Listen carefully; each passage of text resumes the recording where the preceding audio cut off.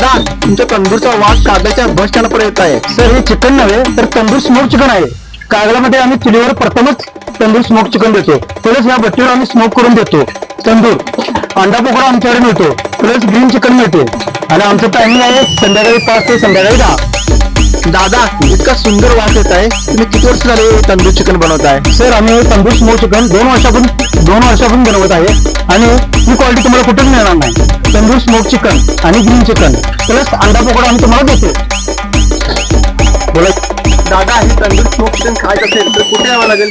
हे tandoor smoke chicken तुम्हाला काय झालं तर रेशन किलोच्या कामाने पेशी या आणि असं तुम्हाला आम्ही बटर आणि तूप मारून स्मोक करून देतो. त्याची क्वालिटी तुम्हाला उत्तम आणि चांगली चविष्ट मिळणार आणि आता स्मोक आम्ही देतो.